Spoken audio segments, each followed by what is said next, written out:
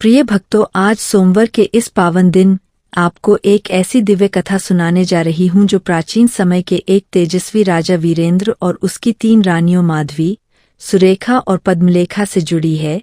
और यह कथा आपको जीवन के हर संघर्ष, हर विश्वास और हर संकट में भगवान शिव की महाकृपा का साक्षात अनुभव कराएगी, क्योंकि कहा जाता है कि सोमवार वह दिन है जब भोलेनाथ स्वयं अपने भक्तों की पुकार को सबसे जल्दी सुनते हैं। और ठीक ऐसा ही इस कथा में घटित हुआ जब राज्य सुख समृद्धि से भरा था, परंतु राजा के हृदय में एक गहरी पीड़ा थी। क्योंकि तीनों रानियों के बावजूद उसके जीवन में संतान रूपी आनंद नहीं था और प्रजा भी वारिस की उम्मीद लगाए बैठी थी, जिससे राजा लगातार चिंता में डूबा रहता था और रातों को जाग जाग कर शिवजी के सम्मुख प्रश्न करता था कि आखिर उसका यह अभाव कब दूर होगा। तभी एक दिन राजमहल में विचित्र संकेत होने लगे। भूमि हल्की हल्की कांपी, उत्तर दिशा से मंद सुगंध आई और एक वृद्ध साधु राजदरबार में प्रवेश कर बोले, राजन, भोलेनाथ तुम्हारी परीक्षा ले रहे हैं।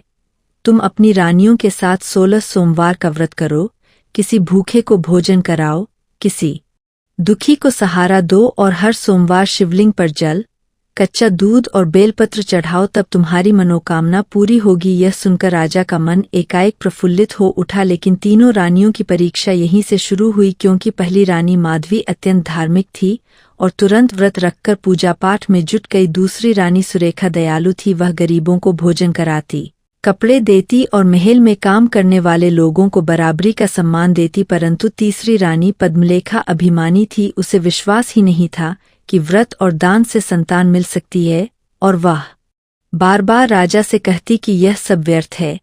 लेकिन राजा साधु के शब्दों को सत्य मानकर 16 सोमवार के व्रत में पूरी निष्ठा से जुट गया और धीरे धीरे राजमहल में सकारात्मक परिवर्तन दिखने लगे। राजा का चेहरा शांत रहने लगा, रानी माधवी का तेज बढ़ गया, रानी सुरेखा का दान पुण्य पूरे राज्य में प्रशंसा का कारण बन गया। लेकिन रानी पद्मलेखा के मन में ईर्ष्या भरने लगी और उसने सोचा कि यदि संतान हुई तो महिमा उन्हीं 2 रानियों को मिलेगी। इसलिए उसने हर सोमवार शिवालय जाते समय कुछ न कुछ बाधाएं उत्पन्न करने की कोशिश की। कभी पूजा की सामग्रियां छुपा देती, कभी रसोई में भोजन कम पड़वा देती ताकि गरीबों को भोजन दिया जा सके। लेकिन भोलेनाथ की लीला निराली होती है। जिस कार्य में सच्चाई और भक्ति हो उसमें कोई रुकावट फल को रोक नहीं सकती। और ठीक 16वें सोमवार की रात राजा को सपने में एक दिव्य प्रकाश दिखाई दिया, जिसमें स्वयं भगवान शिव प्रकट हुए और बोले, राजन, तुम्हारी भक्ति, तुम्हारा धैर्य और तुम्हारी निष्ठा ने मुझे प्रसन्न किया है। तुम्हारे जीवन में अब नई रोशनी आने वाली है। तुम्हें वह मिलेगा जिसकी तुमने वर्षों तक प्रतीक्षा की है। अगले दिन राजा ने यह बात तीनों रानियों को बताई। माधवी और सुरेखा ने आंखें नम करते हुए शिवजी का आभार माना, परंतु पद्मलेखा के मन में भय और ईर्ष्या दोनों उमड़ पड़े। उसने सोचा कि यदि संतान माधवी या सुरेखा को मिली तो उसकी शक्ति और महत्व कम हो जाएगा। इसी ईर्ष्या में उसने अंतिम और सबसे दुष्ट योजना बनाई कि वह गुप्त रूप से साधु की झोपड़ी जलाकर उन्हें राज्य से भागने पर मजबूर कर दे, ताकि राजा को भ्रम हो जाए कि शिव का आशीर्वाद नहीं बल्कि साधु की चाल थी। परंतु जब वह साधु की कुटिया पर पहुंची तो पाया कि साधु वहां थे ही नहीं, और जहां कुटिया थी वहां एक अद्भुत शिवलिंग स्थित था, जिसे देखकर उसके भीतर का अभिमान पिघलने लगा और वह स्वयं रो पड़ी। तभी आकाशवाणी हुई, देवी पद्मलेखा, मनुष्य का दोष क्षमा हो सकता है, लेकिन अभिमान का दंड स्वयं मन को मिलता है। तुम्हें भी वही कष्ट मिला है और अब तुम प्रायश्चित करोगी। तभी राजा भी वहां पहुंच गया और तीनों रानियों सहित उसने शिवलिंग पर जल चढ़ाया और उसी क्षण चमत्कार हुआ। पूरी धरती पर सुगंध फैल गई, राजमहल में संगीत गूंजा और अचानक यह समाचार आया कि तीनों रानियों के गर्भ में जीवन की स्थापना हो चुकी है। पूरा राज्य उत्साह से भर उठा और राजा समझ गया कि भगवान शिव ने केवल संतान ही नहीं दिया, बल्कि तीनों रानियों को समान आशीष देकर उनके मनों को भी एक कर दिया। समय बीता, तीनों रानियों ने स्वस्थ और तेजस्वी पुत्रों को जन्म दिया। राज्य में 3 गुना उत्सव मनाया गया और राजा ने इस चमत्कार की कथा पूरे राज्य को सुनाकर कहा कि सोमवार का व्रत केवल इच्छा पूरी करने का उपाय नहीं है, बल्कि अपने मन को संयम, दया, विश्वास और भक्ति की ओर ले जाने का मार्ग है। और जब मन शुद्ध हो जाता है तब शिवकृपा अपने आप बरसती है। आज भी कहा जाता है कि जो कोई इस कथा को सोमवार के दिन श्रद्धा से सुनता है, उसके जीवन की बाधाएं टूटती है, मन की पीड़ा मिटती है और घर परिवार में सुख समृद्धि, संतान सौभाग्य और शांति स्थापित होती है। यही सोमवार की इस दिव्य कथा का महासंदेश है कि भक्ति में शक्ति है, सच्चाई में विजय है और शिव में समाधान है। और प्रिय भक्तों, जहाँ यह कथा समाप्त होती दिख रही थी वहीं से इसकी सबसे अद्भुत शुरुआत होती है, क्योंकि तीनों रानियों के गर्भवती होने के बाद पूरे राज्य में शांति और आनंद फैल गया। परंतु शिवलीला कभी इतनी सरल नहीं होती कि बस संतान मिल जाए और जीवन की परीक्षाएं समाप्त हो जाए। असल परीक्षा तो अब शुरू होने वाली थी, क्योंकि जिसका भाग्य महान होता है उसकी राहों में बाधाएं भी उतनी ही बड़ी होती है। जन्म के कुछ ही महीनों बाद साधु पुनः राजमहल आए और राजा से बोले, राजन, तुम्हारे पुत्र केवल साधारण बालक नहीं है, तीनों में अद्भुत दिव्य शक्तियां समाई हुई है। यह भविष्य में तुम्हारे राज्य को 3 दिशाओं में उन्नति देंगे। परंतु सावधान रहना, जैसे प्रकाश बढ़ता है वैसे ही अंधकार भी जागता है। तीनों पुत्रों की रक्षा करना, वरना विधि तुम्हारे धैर्य की फिर परीक्षा लेगी। राजा ने साधु की बात हृदय में बिठा ली, परंतु राज्य में एक गुप्त शत्रु जो कभी राजा के शासन से नाखुश था, इस घटना से अत्यंत क्रोधित था। उसने निर्णय किया कि वह किसी भी तरह इन दिव्य पुत्रों को नुकसान पहुंचाएगा। परंतु जैसे ही उसने योजना बनाई, उसी रात भोलेनाथ ने राजमहल के चारों ओर एक दिव्य सुरक्षा कवच फैला दिया और कोई भी दुष्ट शक्ति उसमें प्रवेश नहीं कर सकी। समय बीता और तीनों रानियां अपनी अपनी संतान को अलग अलग संस्कार देने लगी। माधवी अपने पुत्र को प्रेम, शांति, प्रार्थना और क्षमा का मार्ग सिखाती। सुरेखा अपने पुत्र को न्याय, सहानुभूति, नेतृत्व और समाज की रक्षा का मार्ग बताती। जबकि पद्मलेखा, जिसे एक समय अहंकार ने अंधा कर दिया था, अब पूरी तरह बदल चुकी थी और अपने पुत्र को सत्य, संतुलन, संयम और विनम्रता सिखाती। लेकिन कहानी की दिशा तब बदली जब एक दिन राजा जंगल में शिकार पर गया और वहां उसका सामना एक रहस्यमय महात्मा से हुआ, जिन्होंने कहा, राजन, क्या तुम समझते हो कि शिव की कृपा केवल संतान देकर समाप्त हो गई नहीं, तुम्हें अगली परीक्षा के लिए तैयार रहना होगा, क्योंकि त्रिकाल ने संकेत दिया है कि तुम्हारे तीनों पुत्र 12वें वर्ष में एक असाधारण शक्ति प्राप्त करेंगे और उसी दिन अंधकार भी उन्हें प्राप्त करने उठ खड़ा होगा। यह सुनकर राजा के हृदय में भय समा गया, परंतु महात्मा ने उसे सांत्वना देते हुए कहा कि जहाँ शिव है वहाँ कोई भय नहीं। तभी राजा का हृदय स्थिर हुआ, लेकिन संकट तो उठना ही था। जैसे जैसे बालक बड़े होने लगे, उनकी शक्तियाँ प्रकट होने लगी। माधवी का पुत्र जन्मजात ध्यान करता तो चारों ओर दिव्य प्रकाश हो उठता। सुरेखा का पुत्र किसी भी विवाद को शांत कर देता और जंगल के हिंसक पशु भी उसके सामने नतमस्तक हो जाते। जबकि पद्मलेखा का पुत्र केवल हाथ उठाते ही तेज झोंका पैदा कर देता, जैसे उसके भीतर वायु का आशीर्वाद हो। यह देखकर पूरा राज्य आश्चर्य में डूब गया। राजा को गर्व भी हुआ और चिंता भी, क्योंकि महानता हमेशा लक्ष्य बनती है। जब बच्चे 9 वर्ष के हुए तो राजमहल में अजीब घटनाएं शुरू होने लगी। रात को किसी अनजानी परछाई का आना, दरवाजों का स्वयं खुल जाना, महल के शिवालय में दीपक का अचानक बुझ जाना और फिर स्वयं जल उठना। राजा समझ गया कि अंधकार अपनी चाल चल रहा है। तभी उसने एक विशेष आदेश दिया कि हर सोमवार संपूर्ण राज्य शिवरात्रि जैसा उत्सव मनाएगा, ताकि नकारात्मक ऊर्जा राज्य के निकट न सके। राज्य में अर्चन हो, हवन हो, महामृत्युंजय के अनगिनत जाप हो। समय बीता और तीनों राजकुमार 12 वर्ष के हुए। तब वही साधु महल पहुंचे और बोले, राजन, वह दिवस आ गया है जब तीनों पुत्रों को शिव प्रदत्त अग्नि, वायु और ध्यान की शक्तियों को समझकर संयम में लाना होगा, वरना शक्ति बिना दिशा के विनाश बन जाती है। साधु उन्हें पर्वतों के पीछे उस प्राचीन गुफा में ले गए जहाँ कभी स्वयं राजा ने युवावस्था में तपस्या की थी, और कहा, आज से ये तीनों 16 सोमवार तक तपस्या करेंगे, जिससे इनका मन स्थिर होगा और शक्ति संतुलित होगी। लेकिन यह बात राज्य के गुप्त शत्रु तक पहुंच चुकी थी। उसने मंत्रियों में फूट डालनी शुरू की और धीरे धीरे प्रजा में यह भ्रम फैलाया कि राजा अपने पुत्रों को दैवी शक्तियों का उपयोग सिंहासन हथियाने के लिए सिखा रहा है। यह सुनकर कुछ लोग चिंतित हुए, परंतु सच्चे भक्त और धर्मात्मा लोग राजा के पक्ष में खड़े रहे। उधर गुफा में तीनों पुत्र तपस्या कर रहे थे। माधवी का पुत्र ध्यान में बैठते ही गुफा में प्रकाश फैल जाता। सुरेखा का पुत्र हाथ जोड़ते ही पर्वत की हवा शांत हो जाती, और पद्मलेखा का पुत्र जब शिव मंत्र उच्चारित करता तो दूर घाटियों में ध्वनि गूंजती। लेकिन 12वें सोमवार को अंधकार का वही शत्रु अपने तांत्रिकों के साथ गुफा तक पहुंच गया और एक ऐसा मंत्र पढ़ा जिससे गुफा की दीवारें हिलने लगीं। यह देखकर तीनों बच्चे घबराए नहीं बल्कि अपने अपने मंत्र जाप में लग गए। तभी आकाश से दिव्य प्रकाश उतरा और स्वयं महादेव की आकृति प्रकट हुई। उन्होंने त्रिशूल उठाते ही अंधकार को वही भस्म कर दिया और तीनों बालकों को वरदान देते हुए कहा, तुम तीनों इस राज्य की 3 आत्माएं हो। तुम्हें से कोई एक नहीं बल्कि तीनों मिलकर ही इस राज्य का भविष्य सुरक्षित रख पाएंगे। फिर शिवजी राजा के सपने में आए और बोले, राजन, तुम्हारी पहली परीक्षा थी संतान प्राप्ति, दूसरी परीक्षा थी अहंकार पर विजय, तीसरी परीक्षा थी संरक्षण। अब चौथी परीक्षा आने वाली है, जहां तुम्हें राज्य को धर्म, न्याय और करुणा में संतुलित रखना होगा। राजा ने नतमस्तक होकर कहा, प्रभु आपकी कृपा के बिना कुछ भी संभव नहीं। भोलेनाथ मुस्कुराए और अदृश्य हो गए। समय बीता और तीनों पुत्र युवा हुए। राज्य समृद्ध हुआ, शांति बढ़ी। राज्य में विद्या, कला, व्यापार, संस्कृति सब फले फूले। और जब राजा वृद्ध हुआ तो उसने सोमवार के दिन ही अपने तीनों पुत्रों को संयुक्त रूप से राज्य का उत्तराधिकारी घोषित किया और कहा, यही शिवजी की इच्छा थी। और जो भी इस कथा को सोमवार के दिन सुनता है उसके जीवन में भी 3 शक्तियां जन्म लेती है। पहली शांति, दूसरी न्याय और तीसरी प्रगति। और शिवकृपा उसके घर को संकटों से बचाती है।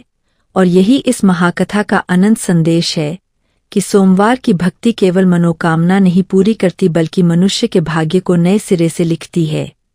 और प्रिय भक्तों, जहां यह कथा अपने चरम पर पहुंचती लग रही थी वहीं से उसकी असली दिव्य यात्रा शुरू होती है।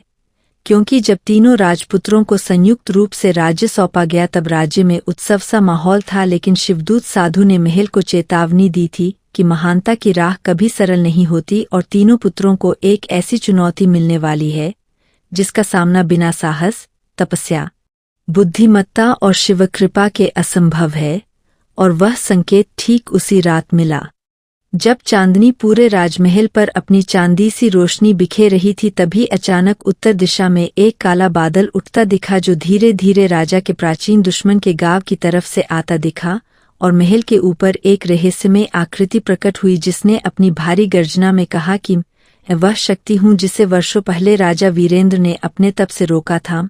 अब वापस आया हूँ और इस बार तुम्हारे तीनों पुत्रों को परखने आया हूँ। उनकी शक्ति, उनकी निष्ठा, उनका साहस और उनका चरित्र मेरी अग्नि परीक्षा में खरा नहीं उतरेगा तो राज्य अंधकार में डूब जाएगा। यह बोलते ही महल की दीवारें कांप उठीं। दीपक एक पल को बुझ गए और राज्य में भय की लहर दौड़ गई। तीनों राजकुमार तुरंत महल के शिवालय में पहुंचे और शिवचरणों में सिर रखकर मार्गदर्शन मांगा। तभी शिवालय का नंदी स्वयं जीवंत होकर गर्जना करता हुआ बोला कि तीनों को उत्तर दिशा के काले पर्वत पर जाना होगा जहां एक प्राचीन मोहर टूट चुकी है जिसे केवल शिवभक्त ही पुनः सील कर सकते हैं। परंतु रास्ता कठिन है, वहां भ्रम, मायाजाल, क्रोध परीक्षा और भय परीक्षा सब आकर तीनों की शक्ति छीनने की कोशिश करेंगे। और यदि एक भी राजकुमार डगमगाया तो तीनों की शक्ति आपस में बिखर जाएगी। क्योंकि तीनों की शक्ति 3 दिशाओं में विभाजित होकर भी एक दूसरे से जुड़ी है। अगली सुबह तीनों राजकुमार यात्रा के लिए निकले। पूरा राज्य उनके पीछे खड़ा था। तीनों ने माताओं का आशीर्वाद लिया। माधवी ने कहा, पुत्र शांति से विजय मिलती है। सुरेखा ने कहा, न्याय से धर्म मजबूत होता है। पद्मलेखा ने कहा, संयम से ही शक्ति टिकती है। तीनों ने पिता को प्रणाम किया और उत्तर की कठिन यात्रा पर निकल पड़े। मार्ग में पहला परीक्षण आया। भ्रम परीक्षा। जंगल में एक मायावी मार्ग था जहां हर दिशा एक दूसरे से मिलती हुई लग रही थी। हर पेड़ एक जैसा, हर आवाज एक जैसी और हवा हर ओर से चल रही थी कि दिशा का अंदाजहीन होता। तभी माधवी के पुत्र ने आंखें बंद कर गहरी शांति से ध्यान लगाया और कहा कि जहां शांति है वही सही मार्ग है। और जैसे ही उसने धरती पर हाथ रखा जंगल का पूरा भ्रम एक पल में टूट गया और आगे का मार्ग स्पष्ट हो गया। तीनों आगे बढ़े तो सामने पहाड़ों के बीच वायु परीक्षा खड़ी हुई जहां भयंकर तूफान चल रहे थे और ऐसा लगता था जैसे पहाड़ ही हवा में उड़ जाएंगे। पद्मलेखा के पुत्र ने आंखें बंद कीं और अपने मन की वायु शक्ति को उस तूफान के साथ एकाकार किया और धीरे धीरे तेज हवा को शांत कर दिया। तीसरी परीक्षा न्याय परीक्षा थी जहां एक गांव के 2 पक्ष एक दूसरे से लड़ रहे थे और उनकी लड़ाई की ऊर्जा आगे के द्वार को बंद किए हुए थी। सुरेखा के पुत्र ने दोनों पक्षों की बातें सुनी, वास्तविक समस्या समझी और तुरंत न्यायपूर्ण समाधान दिया। तभी वह द्वार खुला और पर्वत की चोटी दिखाई दी। लेकिन असली परीक्षा अभी बाकी थी। चोटी पर वही काला बादल और उसके भीतर छिपा हुआ अंधकार पुरुष प्रकट हुआ जिसने कहा, तीनों की शक्ति को एकजुट होना होगा वरना मेरी छाया इस राज्य को हमेशा के लिए निगल जाएगी। तभी शिवजी की दिव्य आवाज गूंजी कि हे राजकुमारों, तुम्हारे भीतर 3 दिशाएं हैं, लेकिन विजय तब ही मिलेगी जब तुम तीनों अपनी अपनी शक्ति एक में प्रवाहित करोगे। तीनों राजपुत्रों ने हाथ एक दूसरे के हाथों में रख दिए। ध्यान, न्याय और वायु की शक्तियां एक साथ प्रज्वलित हुई और एक दिव्य सफेद प्रकाश बना जिससे काला अंधकार चकनाचूर हो गया और पर्वत के अंदर वह प्राचीन मोहर पुनः सुनहरी आभा से चमकने लगी। अंधकार पुनः बोला, यह अंत नहीं है, तुमने पहली जीत पाई है। असली युद्ध तब शुरू होगा जब तुम राजा बनोगे। और फिर वह धुएं में विलीन हो गया। तीनों लौटकर आए तो राज्य ने उनका स्वागत किया, लेकिन साधु ने कहा, यात्रा अभी बाकी है, क्योंकि तुम तीनों राज्य चलाने वाले हो और राज्य चलाना युद्ध जीतने से कठिन है, लेकिन जो सोमवार शिव भक्ति के साथ किया जाए वह असंभव को संभव बनाता है।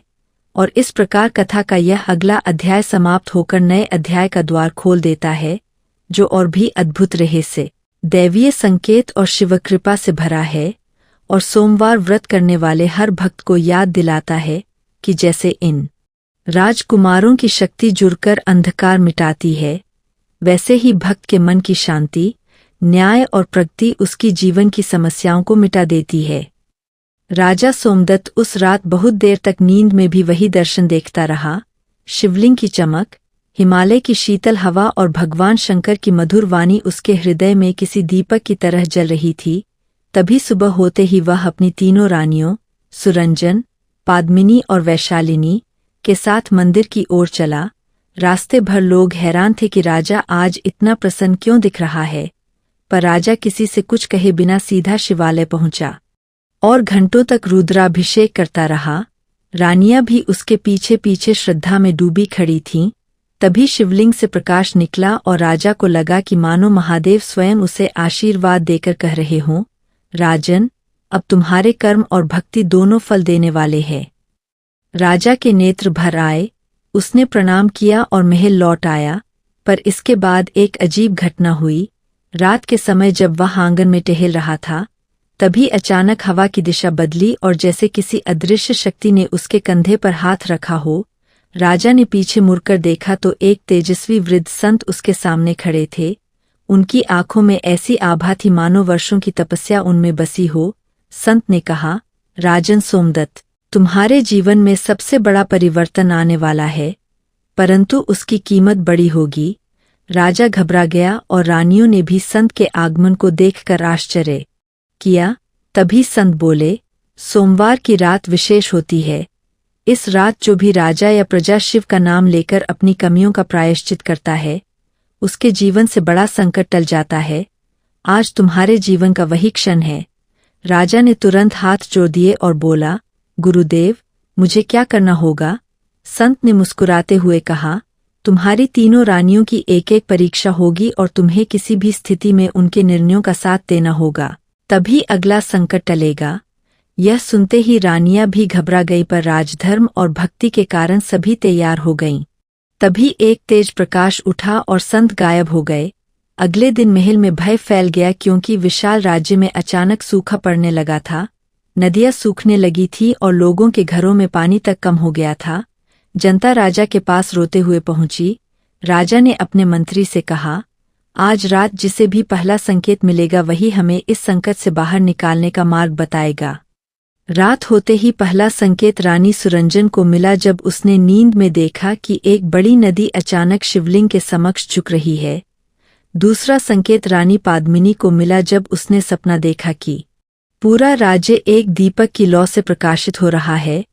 और तीसरा संकेत रानी वैशालिनी को मिला, जब उसने देखा कि भगवान शिव स्वयं आकर उससे कह रहे हैं, सब कुछ एक प्राचीन श्राप से बंधा है, जिसे केवल तीनों रानियां मिलकर ही तोड़ सकती है। और घंटों तक रुद्राभिषेक करता रहा। रानियां भी उसके पीछे पीछे श्रद्धा में डूबी खड़ी थीं। तभी शिवलिंग से प्रकाश निकला और राजा को लगा कि मानो महादेव स्वयं उसे आशीर्वाद देकर कह रहे हों, राजन, अब तुम्हारे कर्म और भक्ति दोनों फल देने वाले हैं। राजा के नेत्र भर आए, उसने प्रणाम किया और महल लौट आया। पर इसके बाद एक अजीब घटना हुई। रात के समय जब वह आंगन में टहल रहा था, तभी अचानक हवा की दिशा बदली और जैसे किसी अदृश्य शक्ति ने उसके कंधे पर हाथ रखा हो। राजा ने पीछे मुड़कर देखा तो एक तेजस्वी वृद्ध संत उसके सामने खड़े थे। उनकी आंखों में ऐसी आभा थी मानो वर्षों की तपस्या उनमें बसी हो।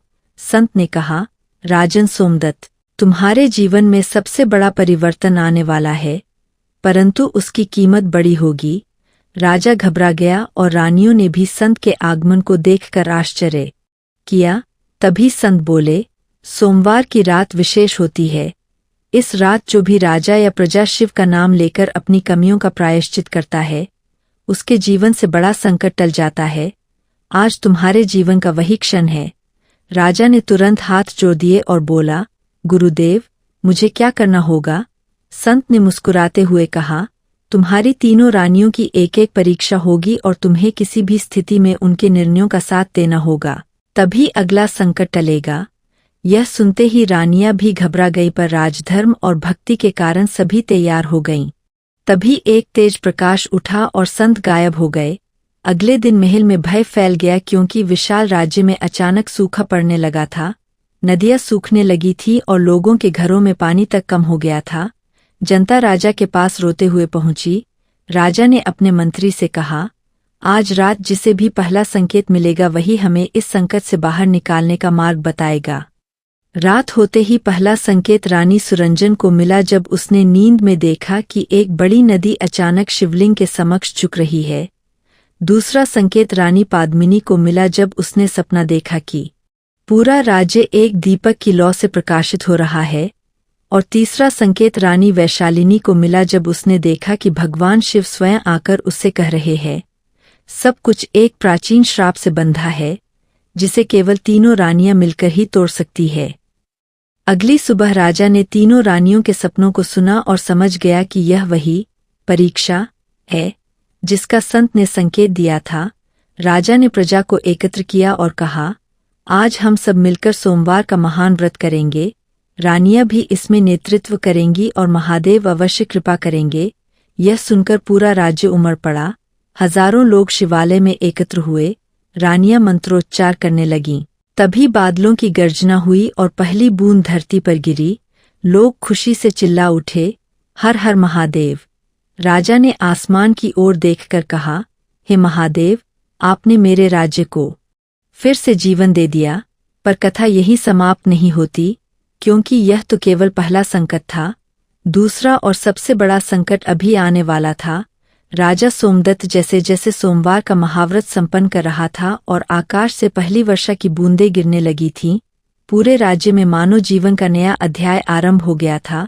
किंतु राजा के अंतर्मन में एक अजीब सी बेचैनी लगातार बढ़ती जा रही थी। उसे संत के शब्द साफ सुनाई दे रहे थे, पहला संकट टल गया, पर दूसरा और सबसे बड़ा संकट अभी शेष है।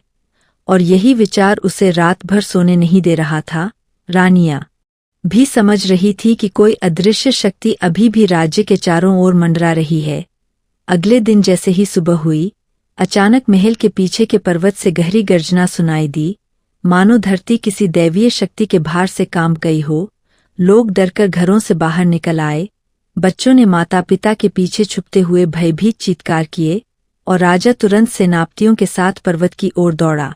वहां पहुंचकर उसने देखा कि एक विस्तृत गुफा का द्वार फट चुका है और भीतर से लाल रंग का धुआं उठ रहा है।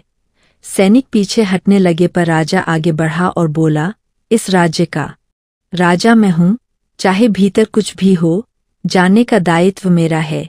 तभी धुएं के बीच से एक विशाल काला नाग बाहर निकला, जिसकी आंखें अंगारों की तरह दमक रही थीं। वह किसी साधारण नाग की तरह नहीं था। उसके फन पर एक चमकदार चिन्ह था जो शिव त्रिशूल जैसा दिखता था, पर उसकी दृष्टि में ऐसी प्रचंड क्रोध की ज्वाला थी जिसे देखकर सबसे वीर सैनिक भी भय से कांप गए। नाग ने गर्जना जैसी फुफकार की कि पेड़ पौधे तक झुक गए। राजा समझ गया कि यह सामान्य प्राणी नहीं बल्कि किसी श्राप से बंधी दैवीय सत्ता है। तभी रानी सुरंजन का सपना याद आया, जिसमें नदी शिवलिंग के आगे झुकी थी। राजा ने सोचा कि यह नाग शायद उसी प्राचीन श्राप से जुड़ा है, जिन्हें तीनों रानियां ही तोड़ सकती है। राजा ने तुरंत दूत भेजा और रानियों को बुलाया। तीनों रानियां बिना किसी भय के वहां पहुंचीं, जैसे उनके भीतर कोई दिव्य शक्ति जाग उठी हो। नाग ने उन्हें देखते ही कुछ देर के लिए अपना क्रोधित फन झुका दिया, मानो वह उन्हें पहचान रहा हो। तभी अचानक संत का वही प्रकाशस्वर महल की दीवारों से गूंज उठा, राजन, यही वह दूसरा संकट है। यह नाग हजारों वर्षों से शिव के प्राचीन श्राप से बंधा है। इसे मुक्त किए बिना राज्य की शांति स्थिर नहीं होगी। राजा ने पूछा, गुरुदेव, यह कैसे मुक्त होगा? संत की आवाज ने कहा, तीनों रानियों को अपने सपनों में मिले संकेतों को एक साथ मिलाना होगा, तभी श्राप टूटेगा। रानियां ध्यान में खड़ी हो गईं। सुरंजन ने नदी के झुकने का अर्थ समझा, अहंकार त्याग और विनम्रता। पाद्मिनी ने दीपक की लौ का अर्थ समझा, आत्मिक शुद्धि और सच्ची भक्ति। वैशालिनी ने शिवदर्शन का अर्थ समझा, समर्पण और निस्वार्थ भाव। तीनों ने हाथ जोड़कर एक स्वर में नमः शिवाय का जप प्रारंभ किया। जैसे जैसे मंत्र महाशून्य में गूंजने लगा, नाग का क्रोध शांत होने लगा, पर तभी एक घोर तूफान उठा और नाग अंधाधुंध तड़पने लगा, जैसे कोई अदृश्य शक्ति उसके भीतर से बाहर निकलने का प्रयास कर रही हो। गुफा से और धुआं उठा, धरती हिलने लगी और लोग भयभीत होकर भागने लगे, पर राजा और रानियां अडिग खड़े रहे। तभी रानी पाद्मिनी के होठों से अचानक शिव का दुर्लभ महामृत्युंजय मंत्र फूट पड़ा। राजा आश्चर्यचकित था, क्योंकि पाद्मिनी ने जीवन में कभी यह मंत्र नहीं सीखा था, पर आज वह असाधारण तेज से जप रही थी, जैसे कोई दैवीय शक्ति उसके भीतर प्रवेश कर चुकी हो। नाग धीरे धीरे शांत होने लगा, पर श्राप अभी भी टूटा नहीं था, क्योंकि श्राप को तोड़ने का अंतिम सूत्र वैशालिनी के पास था। वह आगे आई और बोली, हे महादेव, यदि यह नाग आपके श्राप का बोझ लेकर जी रहा है, तो इसे मुक्त करने का अधिकार भी केवल आपके चरणों में समर्पण करने से मिलेगा। यह कहकर उसने शिवलिंग की दिशा में कंठ से एक निरंतर प्रार्थना उच्चारित की, जिसके स्वर में ऐसी करुणा भरी हुई थी कि वहां उपस्थित हर जीव जंतु तक रुककर सुनने लगे। उस आवाज में नारीत्व की शक्ति, भक्ति का सौम्य रूप और समर्पण का चरम भाव एक साथ था। तभी तेज प्रकाश उठा और नाग कांपते हुए भूमि पर लौट गया। उसके फन पर स्थित त्रिशूल चिन्ह चमकने लगा और धीरे धीरे वह धुएं में बदलकर आकाश में विलीन होने लगा, जैसे किसी ने उसे मुक्त कर दिया हो। आकाश में हल्का नीला प्रकाश फैल गया और हवा इतनी शांत हो गई कि लोगों ने वर्षों बाद सुकून की श्वास ली। संत की आवाज फिर गूंजी, राजन सोमदत्त, तुम्हारी रानियां केवल साधारण स्त्रियां नहीं बल्कि पिछले जन्मों की तपस्विनियां हैं, जिन्होंने स्वयं महादेव से यह वर पाया था कि कठिन समय में वे तुम्हारे साथ जन्म लेंगी और संकटों का समाधान बनेंगी। यह सुनकर राजा की आंखों से आंसू बह निकले। उसने तीनों रानियों के चरण छुए और बोला, आज आपका पराक्रम मेरे राज्य ही नहीं बल्कि मेरे जीवन की रक्षा भी बना है।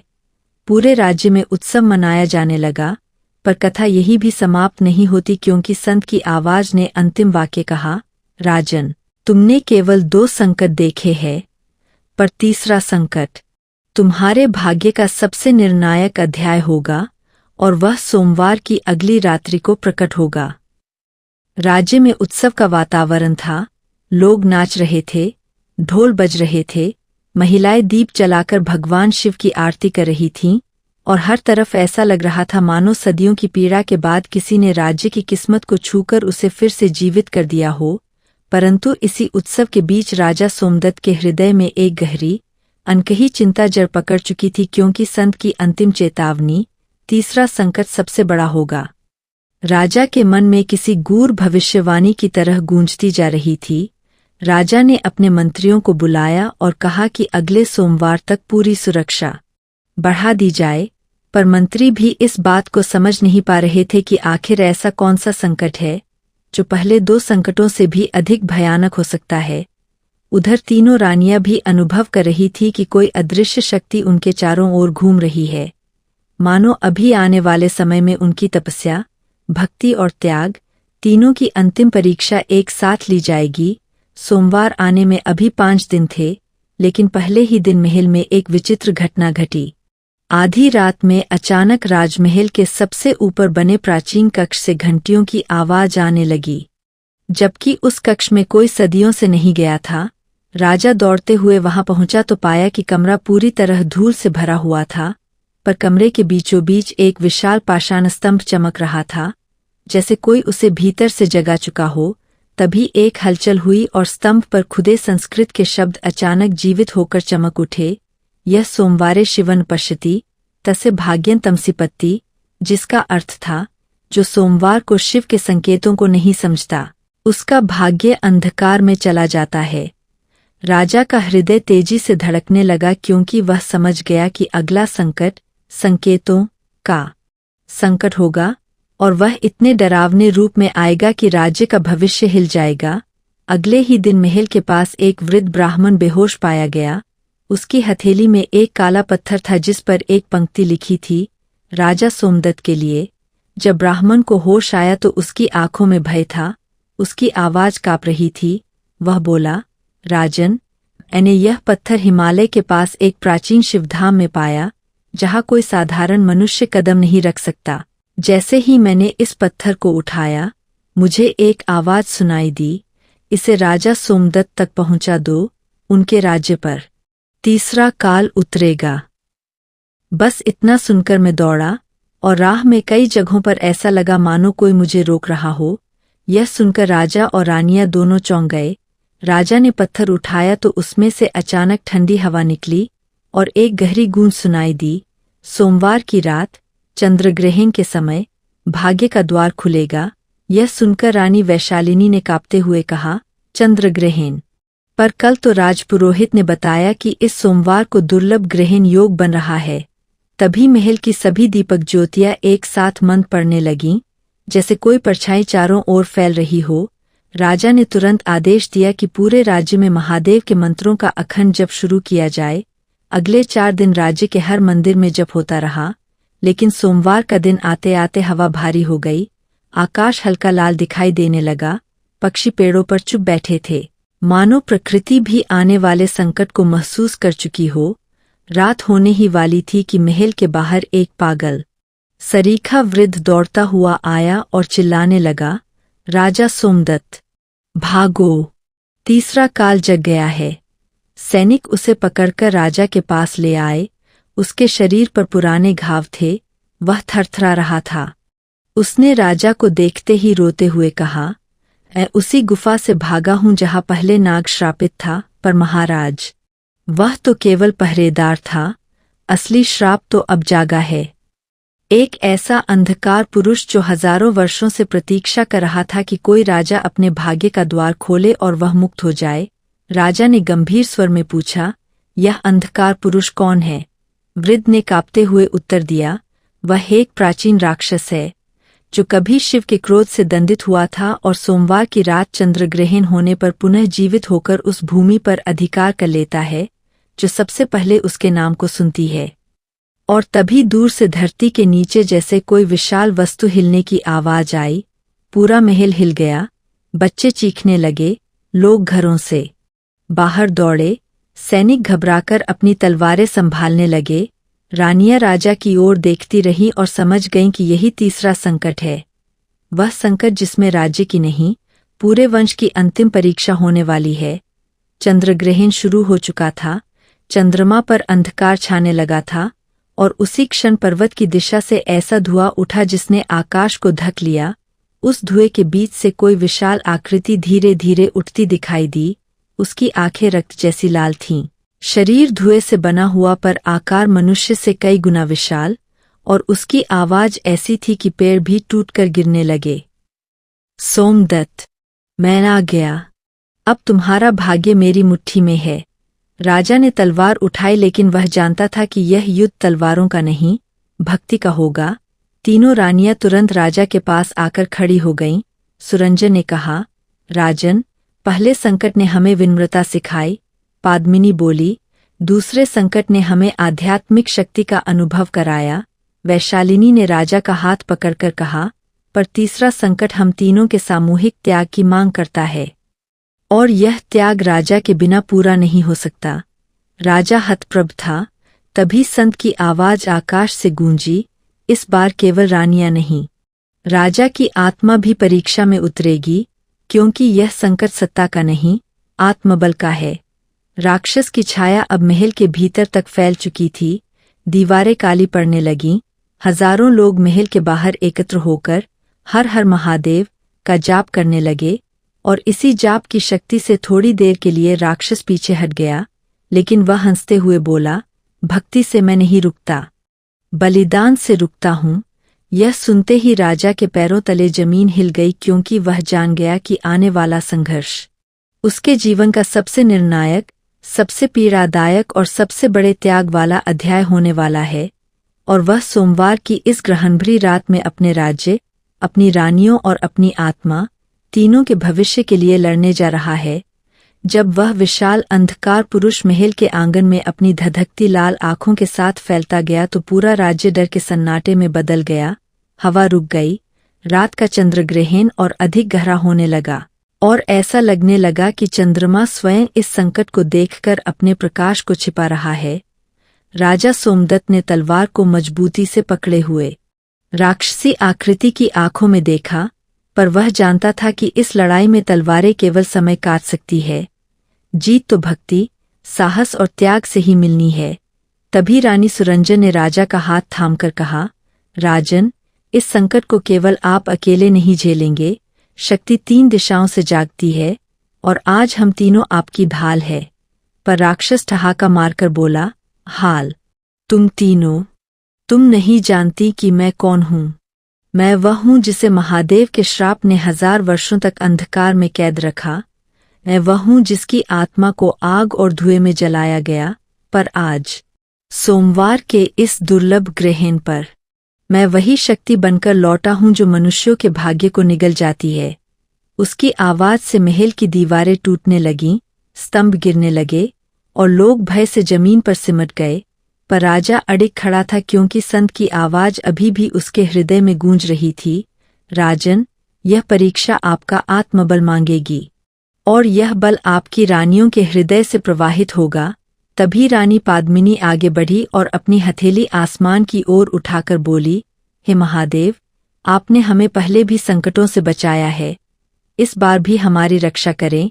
और उसकी हथेली से एक हल्का नीलवर्ण प्रकाश निकलने लगा, जिसे देखकर राक्षस पीछे हट गया, क्योंकि वह शक्ति भले ही छोटी थी पर दिव्य थी।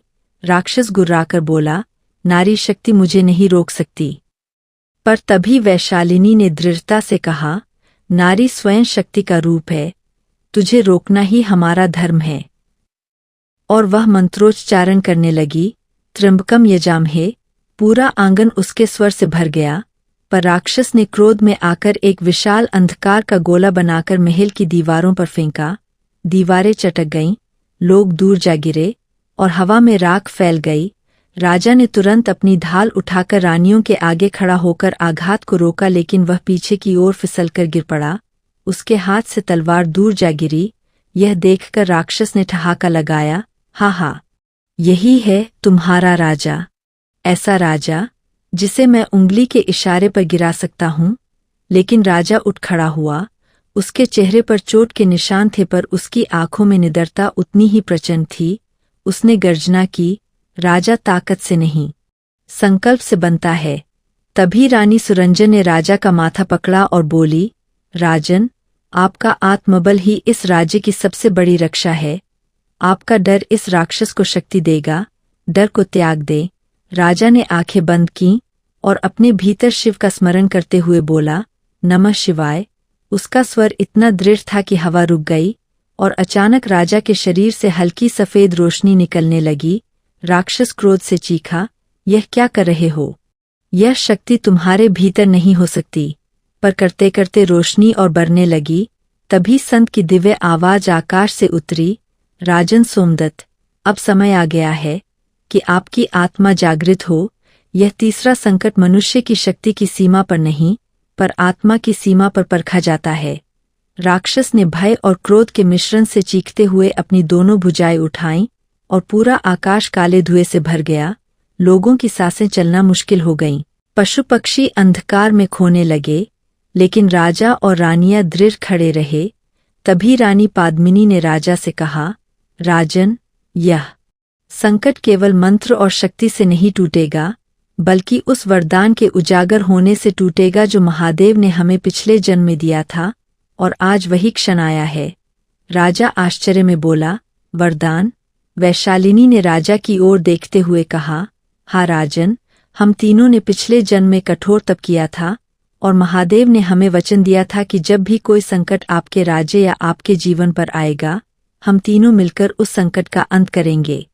लेकिन यह वरदान तभी सक्रिय होगा जब आप स्वयं हमें अपने समान समझकर हमारे साथ खड़े होंगे। और राजा ने बिना एक क्षण गवाए तीनों के हाथ थाम लिए और कहा, तुम तीनों मेरी शक्ति नहीं, मेरी आत्मा हो, तुम्हारे बिना मैं अधूरा हूँ। अगर भाग्य में लड़ना है तो हम चारों साथ लड़ेंगे। जैसे ही राजा ने यह कहा, चारों के हाथ मिलते ही एक अपूर्व प्रकाश उनके शरीर से निकलकर एकत्रित होने लगा। वह प्रकाश इतना तीव्र था कि राक्षस अपनी आंखें ढककर पीछे हटने लगा। उसकी काली धुएं जैसी देह कांपने लगी और वह चीखकर बोला, नहीं, यह प्रकाश, यह तो वही प्रकाश है जो कभी महादेव ने मुझ पर डाला था। लेकिन इस बार प्रकाश और अधिक तेज हो गया। महल के ऊपर शिव का दिव्य चिन्ह उदित होने लगा। लोग हर हर महादेव का नारा लगाते हुए घुटनों पर बैठ गए और उस तेज में राजा और तीनों रानियां खड़े थे, मानो कोई दैवीय शक्ति उनके भीतर उतर आई हो। राक्षस पलटकर भागने की कोशिश करने लगा पर उसकी देह टूटने लगी, धुआं फटने लगा और वह जलती हुई आवाज में चिल्लाया, सोमदत्त, यह युद्ध अभी समाप्त नहीं हुआ। मैं लौटूंगा आपके वंश पर अधिकार करने। और धुएं का गुबार उठता गया। फिर वह अंधकार पुरुष हवा में विलीन हो गया। आकाश धीरे धीरे साफ होने लगा। चंद्रग्रहण समाप्त होकर शीतल चांदनी फैल गई और लोग खुशी से रोते हुए राजा और रानियों के चरणों में गिर पड़े। पर तभी संत की दिव्य आवाज एक बार फिर गूंजी, राजन, यह संकट टल तो गया है, लेकिन इसका अंतिम रूप अभी शेष है, जो अगले सोमवार प्रकट होगा और वह आपको उस सत्य से मिलवाएगा जिसे आप जन्मों से नहीं जानते। राज्य में उस रात के बाद शांति तो लौटी पर वह केवल ऊपर ऊपर की शांति थी। भीतर कहीं गहरे सभी को लग रहा था कि यह केवल तूफान का पहला झोंका था, असली प्रहार तो अभी बाकी है। राजा सोमदत्त ने रानियों के साथ बैठकर अगले सोमवार की तैयारी के लिए एक विशेष सभा बुलाई। पर सभा शुरू होते ही उनके सामने बैठा राजपुरोहित कांपती आवाज में बोला, महाराज, मुझे कल रात एक अद्भुत और भयावह स्वप्न आया। मैंने महादेव का तीसरा नेत्र खुलते देखा और फिर एक आवाज आई कि राजा सोमदत्त को अगले सोमवार जन्मों का ऋण चुकाना होगा, वरना राज्य ही नहीं, वंश भी नष्ट हो जाएगा।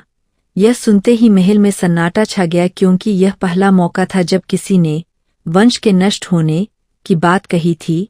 रानी वैशालिनी की सांसें रुक सी गईं। वह बोली, जन्मों का ऋण, पर यह किससे जुड़ा है? तभी अचानक सभा कक्ष के बीच में रखी नंदी की मूर्ति से हल्की सी ध्वनि हुई। सभी ने देखा कि मूर्ति की आंखें चमक उठीं, मानो किसी अदृश्य शक्ति ने संकेत दिया हो कि इस प्रश्न का उत्तर महल में नहीं, कहीं और है। राजा चिंतित थे। तभी पद्मिनी ने धीमे स्वर में कहा, राजन, संत ने कहा था कि अगले सोमवार आपको किसी सत्य से मिलवाया जाएगा। संभवतः वही सत्य आपके जन्मों के ऋण का उत्तर है। राजा ने गहरी सांस ली और कहा, तो फिर हमें उस सत्य तक पहुंचना ही होगा, चाहे वह कितना भी कठिन क्यों न हो। पर जैसे ही राजा ये शब्द बोले, महल के बाहर जोरदार गर्जना सुनाई दी, मानो कोई विशाल प्राणी आकाश फाड़कर पुकार रहा हो। सेना दौड़ती हुई बाहर की ओर गई। राजा खुद भी पहुंचा और देखा कि आकाश में एक चक्रवाती बवंडर की तरह लाल प्रकाश घूम रहा है। बिजली कड़क रही है और वह बवंडर धीरे धीरे पहाड़ों की ओर जा रहा है। राजपुरोहित ने कांपते हुए कहा, महाराज, यह दैवीय घटना नहीं, यह चेतावनी है। पहाड़ों में कोई शक्ति जाग रही है। तीनों रानियां एक साथ बोलीं, वही शक्ति जो कि राक्षस ने उसके अंतिम रूप की चेतावनी दी थी। राजा ने निर्णय लिया कि उन्हें तुरंत पहाड़ों की दिशा में जाना होगा, पर सैनिक विरोध करने लगे। महाराज, यह स्थान प्रेतधाम के रूप में जाना जाता है, वहां मनुष्य का पहुंचना असंभव है।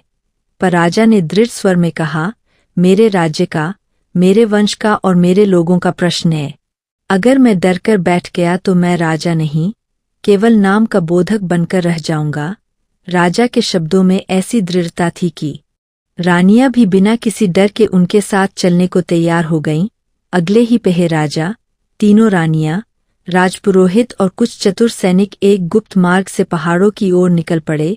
रास्ता अत्यंत कठिन था, कंटीले वृक्ष, खतरनाक घाटियां और चारों ओर गहरी चुप्पी, केवल हवा का शोर जो मानो चेतावनी दे रही थी कि आगे का मार्ग जोखिम से भरा है। जैसे जैसे वे पहाड़ों के निकट पहुंचे, हवा ठंडी होती गई। धुंध इतनी घनी थी कि हाथ भी सामने दिखाई नहीं देता था। अचानक सैनिकों में से एक ने चीख मारी, महाराज, यह देखिए। सभी ने देखा कि एक विशाल पत्थर पर 3 आकृतियां उभरी थीं, एक राजा, 3 रानियां और उनके ऊपर एक काला दैत्याकार साया। रानी सुरंजन ने चौंक कर कहा, यह तो बिल्कुल हमारी ही छाया जैसी आकृति है। पत्थर पर लिखे शब्द प्रकट हुए, त्याग के बिना सत्य नहीं मिलता, सत्य के बिना मुक्ति नहीं मिलती। इस रहस्यपूर्ण वाक्य ने सभी को स्तब्ध कर दिया। तभी धुंध और गहरी होकर घूमने लगी और धुंध के भीतर से एक वृद्ध साधु प्रकट हुआ। उसका शरीर धुएं सा, आंखें नीलवर्ण, आवाज इतनी भारी कि पर्वत भी कांप जाएं। राजा सोमदत्त, आखिर तुम यहाँ तक पहुँच ही गए। अब तुम्हारी परीक्षा का अगला द्वार खुल चुका है। राजा ने आगे बढ़कर पूछा, कृपया बताइए, यह जन्मों का ऋण क्या है? यह संकट बार बार क्यों उठ रहा है? साधु मुस्कुराया, राजन, यह ऋण तुम्हारा शत्रु या राज्य से नहीं जुड़ा। यह ऋण तुम्हारे अपने जन्म से जुड़ा है, उस जन्म से जिसे तुम भूल चुके हो। पर संसार का नियम यादों को मिटा सकता है, ऋण को नहीं। राजा की सांस थम गई। तीनों रानियां स्तब्ध खड़ी रहीं। साधु ने हाथ उठाया और अचानक उसके पीछे का पर्वत चमकने लगा, जैसे कोई विशाल पर्दा हट रहा हो। पर्दे के पीछे एक प्राचीन गुफा दिखाई दी और उसके द्वार पर लिखा था, यही है सत्य का द्वार। हवा में गूंज उठी, जो अंदर जाएगा वह अपनी आत्मा का पहला जन्म देखेगा। सैनिक डर से पीछे हट गए, लेकिन राजा आगे बढ़ गया। रानियां भी साथ चलीं। साधु ने चेतावनी दी, याद रखना, सत्य केवल प्रकाश नहीं दिखाता, वह पीड़ा भी दिखाता है जिसे तुमने कभी समझा नहीं। अगर तुम उस पीड़ा से भागे तो तुम्हारा वंश नष्ट हो जाएगा।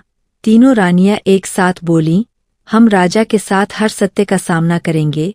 राजा गुफा के भीतर गया और जैसे ही पहला कदम रखा, चारों ओर प्रकाश फैल गया। फिर एक झटके में दृश्य बदल गया। राजा ने खुद को किसी और शरीर, किसी और समय में खड़ा पाया। वह जंगल था, नदी बह रही थी और वहां एक युवा राजकुमार खड़ा था जो हुबहू राजा सोमदत्त जैसा दिखता था। पर वह सोमदत्त नहीं था, वह उसके पिछले जन्म का स्वरूप था।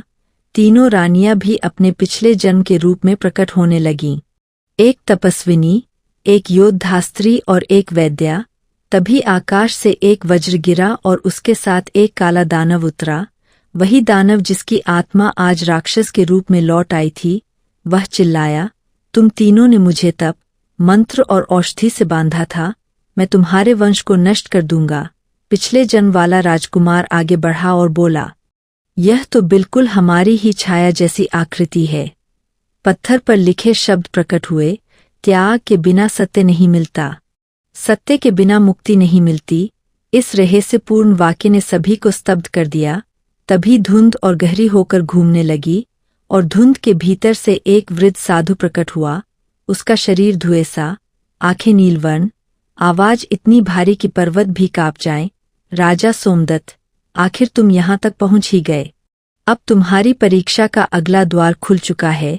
राजा ने आगे बढ़कर पूछा, कृपया बताइए, यह जन्मों का ऋण क्या है? यह संकट बार बार क्यों उठ रहा है? साधु मुस्कुराया, राजन, यह ऋण तुम्हारा शत्रु या राज्य से नहीं जुड़ा। यह ऋण तुम्हारे अपने जन्म से जुड़ा है, उस जन्म से जिसे तुम भूल चुके हो। पर संसार का नियम यादों को मिटा सकता है, ऋण को नहीं। राजा की सांस थम गई। तीनों रानियां स्तब्ध खड़ी रहीं। साधु ने हाथ उठाया और अचानक उसके पीछे का पर्वत चमकने लगा, जैसे कोई विशाल पर्दा हट रहा हो। पर्दे के पीछे एक प्राचीन गुफा दिखाई दी और उसके द्वार पर लिखा था, यही है सत्य का द्वार। हवा में गूंज उठी, जो अंदर जाएगा वह अपनी आत्मा का पहला जन्म देखेगा। सैनिक डर से पीछे हट गए, लेकिन राजा आगे बढ़ गया। रानियां भी साथ चलीं। साधु ने चेतावनी दी, याद रखना, सत्य केवल प्रकाश नहीं दिखाता, वह पीड़ा भी दिखाता है जिसे तुमने कभी समझा नहीं। अगर तुम उस पीड़ा से भागे तो तुम्हारा वंश नष्ट हो जाएगा। तीनों रानियां एक साथ बोलीं, हम राजा के साथ हर सत्य का सामना करेंगे। राजा गुफा के भीतर गया और जैसे ही पहला कदम रखा, चारों ओर प्रकाश फैल गया। फिर एक झटके में दृश्य बदल गया। राजा ने खुद को किसी और शरीर, किसी और समय में खड़ा पाया। वह जंगल था, नदी बह रही थी और वहां एक युवा राजकुमार खड़ा था जो हुबहू राजा सोमदत्त जैसा दिखता था। पर वह सोमदत्त नहीं था, वह उसके पिछले जन्म का स्वरूप था। तीनों रानियां भी अपने पिछले जन्म के रूप में प्रकट होने लगीं। एक तपस्विनी, एक योद्धास्त्री और एक वैद्या। तभी आकाश से एक वज्र गिरा और उसके साथ एक काला दानव उतरा। वही दानव जिसकी आत्मा आज राक्षस के रूप में लौट आई थी। वह चिल्लाया, तुम तीनों ने मुझे तप, मंत्र और औषधि से बांधा था। मैं तुम्हारे वंश को नष्ट कर दूंगा। पिछले जन्म वाला राजकुमार आगे बढ़ा और बोला, अगर मेरी मृत्यु से वंश बचता है तो मैं तैयार हूं। यह देखकर तीनों स्त्रियां एक साथ रो पड़ी, पर उन्होंने देवताओं से प्रार्थना की, हे प्रभु, इसके वंश को रक्षा देना। लेकिन अगर कोई ऋण रहा तो उसे जन्मों के बाद भी चुकाने का अवसर देना। तभी बादलों से आवाज आई, ऐसा ही होगा। और राजकुमार ने स्वयं को बलिदान कर उस दानव को रोक दिया। उस दानव की आत्मा बांधी गई, पर वह चीखता हुआ बोला, मैं लौटूंगा, उस जन्म में लौटूंगा जब तुम सब एक साथ जन्म लोगे, और तब मैं आखिरी हमला करूंगा। दृश्य गायब हुआ, चमक टूट गई और राजा सोमदत्त वापस अपने शरीर में आ गया। उसका पूरा अस्तित्व कांप रहा था। तीनों रानियां रो रही थीं, क्योंकि अब वे सब समझ चुकी थीं। राजा सोमदत्त उसी अगली सुबह, जब पिछली रात का भयानक अनुभव धीरे धीरे शांत हो रहा था, फिर भी उसके भीतर एक अजीब सा कंपन लगातार चल रहा था, जैसे किसी अनदेखी शक्ति ने उसके हृदय पर हाथ रखकर संकेत दिया हो कि असली तूफान अभी आया भी नहीं है। रानियां भी रात भर सोई नहीं थीं। तीनों को ऐसा लग रहा था कि शिव स्वयं आने वाले संकट के लिए उन्हें भीतर से तैयार कर रहे हैं। पर यह संकट कैसा होगा, इसका रहस्य किसी को समझ नहीं आ रहा था। तभी प्रातःकाल महल के मुख्य द्वार पर शंखध्वनि गूंजी, पर यह ध्वनि विजय की नहीं थी बल्कि चेतावनी की थी। द्वारपाल कांपते हुए राजा के सामने आया और बोला, महाराज, राज्य की सीमाओं पर आकाश काला पड़ गया है। किसी अजीब शक्ति का बादल मंडरा रहा है, जैसे कोई दुष्ट ऊर्जा पूरे राज्य को निगलने आ रही हो। राजा ने तुरंत राजसभा बुलाई। सेनापति, मंत्री और तीनों रानियां उपस्थित हो गईं। तभी आकाश में गर्जना हुई और महल की छत पर बिजली कड़कने लगी। राजा ने तलवार संभाली और कहा, शिव की कृपा से हम हर संकट का सामना करेंगे, चाहे वह अदृश्य हो या अपराजय। तभी अचानक वायु तेज हो गई, खिड़कियां जोर से भड़कने लगीं और आकाश से काले नीले प्रकाश की धाराएं उतरने लगीं, जैसे कोई दैत्य अपनी शक्ति का विस्तार कर रहा हो। लोग चारों ओर भाग रहे थे, बच्चे रो रहे थे, गाय बैल तक खौफ में आवाजें निकाल रहे थे। राजा महल की छत पर जाकर खड़ा हो गया, उसके साथ तीनों रानियां भी थीं। तभी उसी समय, बिना किसी पगध्वनि के, संत महामती सामने प्रकट हुए। इस बार उनके स्वर में गंभीरता पहले से कहीं अधिक थी। वे बोले, राजन सोमदत्त, तुम्हारे भाग्य का तीसरा संकट आ चुका है। यह संकट बाहरी नहीं है, बल्कि तुम्हारे पूर्वजों द्वारा अधूरे छोड़े गए श्राप का परिणाम है। यह अंधकार किसी राक्षस की शक्ति नहीं, बल्कि उस अधूरे कर्म का प्रतिफल है, जिसे केवल तुम और तुम्हारी तीनों रानियां मिलकर समाप्त कर सकते हो। राजा अचंभित रह गया, क्योंकि उसे कभी नहीं बताया गया था कि उसके वंश पर कोई श्राप है। संत बोले, तुम्हारे परदादा ने तपोवन में एक गंभीर भूल की थी। उन्होंने एक ऋषि की साधना में बाधा डाली थी, जिसके कारण ऋषि ने क्रोध में कहा था, तुम्हारे वंश में एक राजा जन्मेगा जिसकी परीक्षा 3 बार होगी और तीसरी परीक्षा राज्य के अस्तित्व को हिला देगी। वही समय आज आ चुका है। राजा स्तब्ध था, पर हार मानने वालों में से नहीं था। उसने कहा, गुरुदेव, अब क्या करना होगा? संत ने आकाश की ओर देखते हुए कहा, आज की रात यदि तुमने राज्य को इस अंधकार से बचा लिया तो यह श्राप सदास्ता के लिए समाप्त हो जाएगा। तभी आकाश से एक विशाल काला भंवर उतरने लगा, जो हवा को चीरते हुए राज्य के बीचों बीच उतर आया। लोग चिल्लाने लगे। एक भयानक ऊर्जा लहर की तरह जमीन को फाड़ते हुए आगे बढ़ी। पूरा महल काँप गया, दीवारें दरकने लगीं। रानियां भयभीत नहीं हुई, बल्कि उन्होंने तुरंत वही मंत्र स्मरण किया जो गुफा में नाग को शांत करने के समय प्रकट हुआ था। तीनों ने हाथ जोड़कर नमः शिवाय का जप करना शुरू किया और एक दिव्य ध्वनि पूरे आकाश में फैल गई। पर इस बार मंत्र का प्रभाव तुरंत नहीं दिखा, क्योंकि यह अंधकार साधारण दैत्य की ऊर्जा नहीं थी। यह मनुष्य के अधूरे कर्मों का भारी बोझ था, जो पूरी धरती पर छाया बनकर फैला हुआ था। राजा अपनी तलवार लेकर आगे बढ़ा, पर तलवार हवा में उठाई तो वह कंपन करने लगी, जैसे कोई शक्ति उसे रोक रही हो। संत ने कहा, राजन, इस संकट को हथियारों से नहीं, विश्वास से हराना होगा। तीनों रानियां ही इसकी कुंजी है। तभी अचानक रानी वैशालिनी के शरीर से एक तेज प्रकाश निकला, मानो शिव ऊर्जा उनके भीतर से जाग उठी हो। हवा थम गई, आकाश का रंग बदल गया और अंधकार जैसे पीछे हटने लगा। वैशालिनी ने कहा, हे प्रभु, यदि यह अंधकार हमारे वंश के अधूरे कर्म का परिणाम है, तो इसे मिटाने का दायित्व भी हमारा है। इसके बाद रानी पाद्मिनी आगे आईं और उनके मुख से महामृत्युंजय मंत्र स्वयं बहने लगा। उनका स्वर इतना शक्तिशाली था कि अंधकार का भंवर कांपने लगा। फिर रानी सुरंजन ने अपनी संपूर्ण चेतना को केंद्रित करके नदी सी शांत ऊर्जा फैलाना शुरू किया, जो आकाश में ऊपर उठकर भंवर के ऊपर एक प्रकाशधारा की तरह बहने लगी। तीनों रानियों की शक्ति मिलकर एक ऐसी दिव्य ऊर्जा बन गई कि राजा भी विस्मित रह गया। उसके भीतर साहस कई गुना बढ़ गया।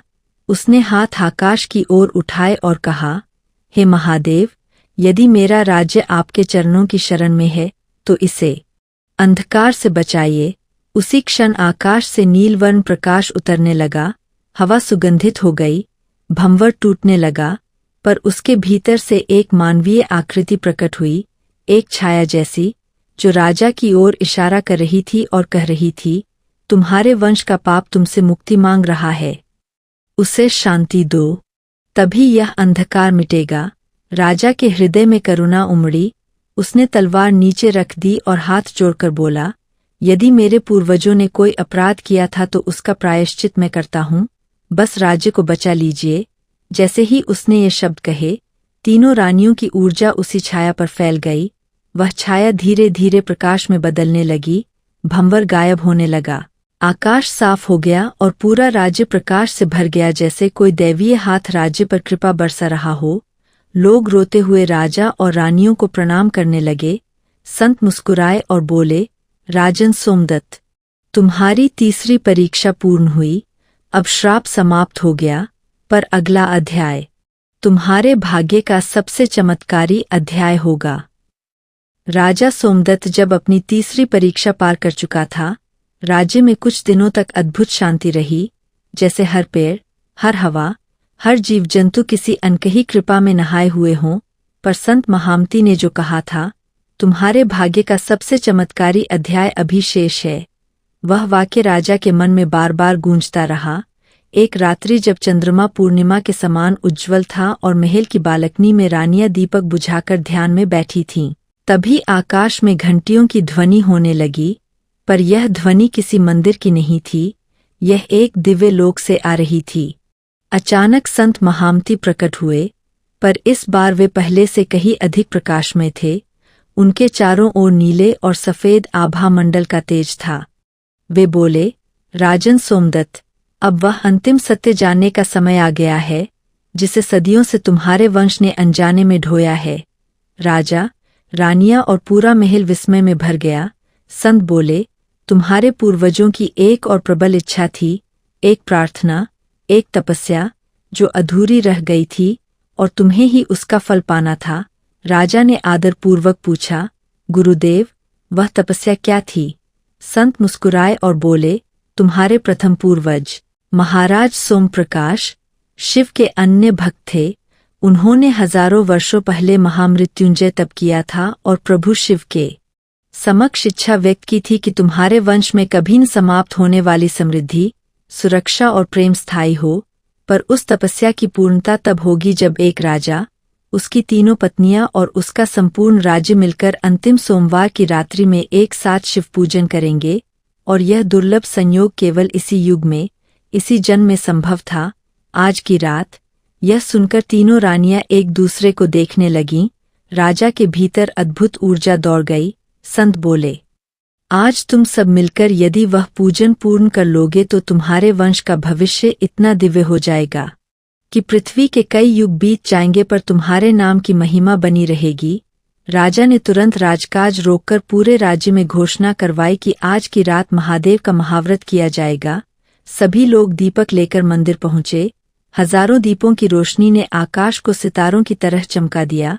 महल से लेकर नदी किनारे तक पूरा राज्य एक दैवीय लोक जैसा दिखने लगा। तभी संत ने कहा, राजन, अब शिवलिंग पर जल अर्पण तुम चारों राजा और तीनों रानियां एक साथ करोगे, तभी तपस्या पूर्ण होगी। नदी से जल लाया गया। चारों ने मिलकर जल उठाया और शिवलिंग की ओर बढ़े, पर जैसे ही वे शिवलिंग के पास पहुंचे, पूरा ब्रह्मांड जैसे थम गया। हवा रुक गई, दीपक स्थिर हो गए, नदी का प्रवाह शांत हो गया और आकाश में नीलवर्ण प्रकाश फैलने लगा। राजा ने महसूस किया कि कोई अदृश्य शक्ति उसके सिर पर हाथ रख रही है।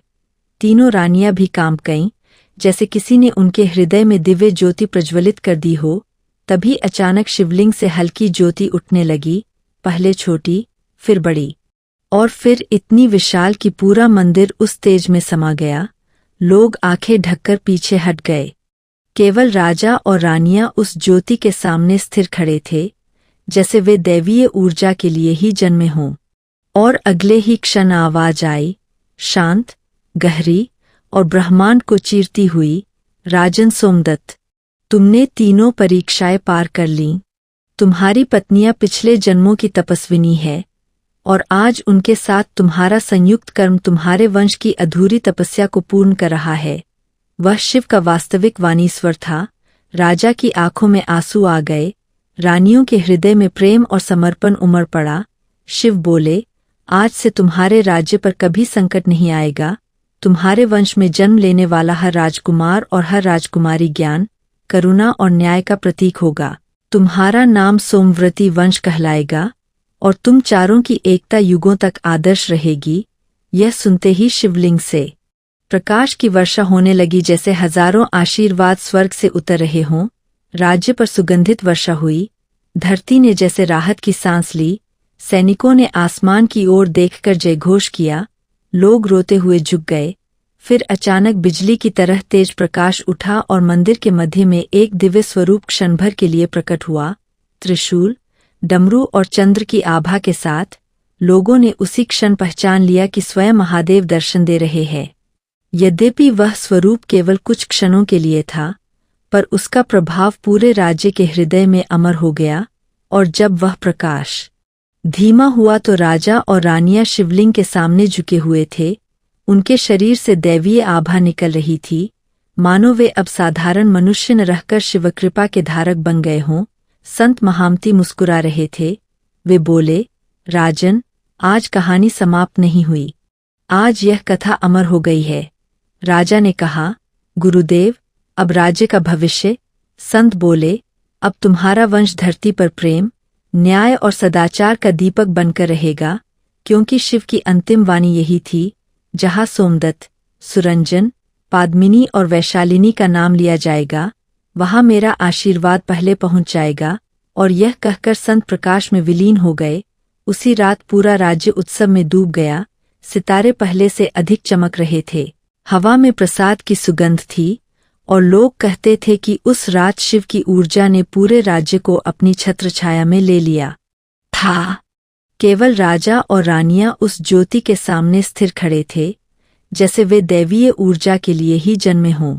और अगले ही क्षण आवाज आई, शांत, गहरी और ब्रह्मांड को चीरती हुई, राजन सोमदत्त, तुमने तीनों परीक्षाएं पार कर लीं। तुम्हारी पत्नियां पिछले जन्मों की तपस्विनी है और आज उनके साथ तुम्हारा संयुक्त कर्म तुम्हारे वंश की अधूरी तपस्या को पूर्ण कर रहा है। वह शिव का वास्तविक वाणीश्वर था। राजा की आंखों में आंसू आ गए, रानियों के हृदय में प्रेम और समर्पण उमड़ पड़ा। शिव बोले, आज से तुम्हारे राज्य पर कभी संकट नहीं आएगा। तुम्हारे वंश में जन्म लेने वाला हर राजकुमार और हर राजकुमारी ज्ञान, करुणा और न्याय का प्रतीक होगा। तुम्हारा नाम सोमव्रती वंश कहलाएगा और तुम चारों की एकता युगों तक आदर्श रहेगी। यह सुनते ही शिवलिंग से प्रकाश की वर्षा होने लगी, जैसे हजारों आशीर्वाद स्वर्ग से उतर रहे हों। राज्य पर सुगंधित वर्षा हुई। धरती ने जैसे राहत की सांस ली। सैनिकों ने आसमान की ओर देखकर जयघोष किया। लोग रोते हुए झुक गए। फिर अचानक बिजली की तरह तेज प्रकाश उठा और मंदिर के मध्य में एक दिव्य स्वरूप क्षण भर के लिए प्रकट हुआ। त्रिशूल, डमरू और चंद्र की आभा के साथ लोगों ने उसी क्षण पहचान लिया कि स्वयं महादेव दर्शन दे रहे हैं। यद्यपि वह स्वरूप केवल कुछ क्षणों के लिए था, पर उसका प्रभाव पूरे राज्य के हृदय में अमर हो गया। और जब वह प्रकाश धीमा हुआ तो राजा और रानियां शिवलिंग के सामने झुके हुए थे। उनके शरीर से दैवीय आभा निकल रही थी, मानो वे अब साधारण मनुष्य न रहकर शिवकृपा के धारक बन गए हों। संत महामती मुस्कुरा रहे थे। वे बोले, राजन, आज कहानी समाप्त नहीं हुई। आज यह कथा अमर हो गई है। राजा ने कहा, गुरुदेव, अब राज्य का भविष्य। संत बोले, अब तुम्हारा वंश धरती पर प्रेम, न्याय और सदाचार का दीपक बनकर रहेगा, क्योंकि शिव की अंतिम वाणी यही थी, जहाँ सोमदत्त, सुरंजन, पादमिनी और वैशालिनी का नाम लिया जाएगा, वहाँ मेरा आशीर्वाद पहले पहुँच जाएगा। और यह कहकर संत प्रकाश में विलीन हो गए। उसी रात पूरा राज्य उत्सव में डूब गया। सितारे पहले से अधिक चमक रहे थे। हवा में प्रसाद की सुगंध थी और लोग कहते थे कि उस रात शिव की ऊर्जा ने पूरे राज्य को अपनी छत्रछाया में ले लिया था।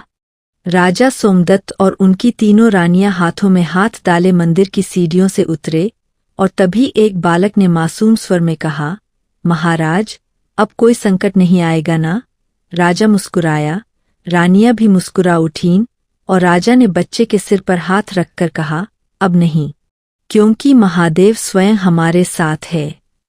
प्रिय भक्तों, सोमवार को महादेव की पूजा अत्यंत फलदायी मानी जाती है और इस दिन की गई साधना मनोकामनाओं को अत्यंत शीघ्र पूरा करती है। सुबह स्नान करके स्वच्छ सफेद या हल्के रंग के वस्त्र पहनें। शिवलिंग को गंगाजल या साफ जल से स्नान कराकर कच्चे दूध, दही, शहद, शक्कर और जल से अभिषेक करें। बेलपत्र पर ओम नमः शिवाय लिखकर शिवलिंग पर अर्पित करें। धतूरा, भस्म, अक्षत, काले तिल और सफेद पुष्प चढ़ाए। पूजा के दौरान महामृत्युंजय मंत्र, ओम नमः शिवाय या शिव चालीसा का पाठ करें। शाम को दीपक जलाकर शिव पार्वती की आरती करें। सोमवार को व्रत रखने वाले व्यक्ति नकारात्मक ऊर्जा से मुक्त होते हैं, मन शांत रहता है, दाम्पत्य जीवन में प्रेम बढ़ता है, करियर और आर्थिक जीवन में बाधाएं दूर होती है और घर में सुख समृद्धि बढ़ती है। इस दिन सफेद वस्त्र, दूध, दही, चावल, काले तिल, बेलपत्र, मिठाई, चंदन या जल दान करना अत्यंत शुभ माना जाता है।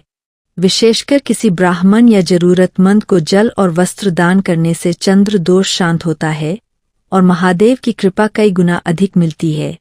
सोमवार की सच्चे मन से की गई पूजा इंसान के जीवन में शांति, समृद्धि, रक्षा और चमत्कारिक सफलता का मार्ग खोल देती है।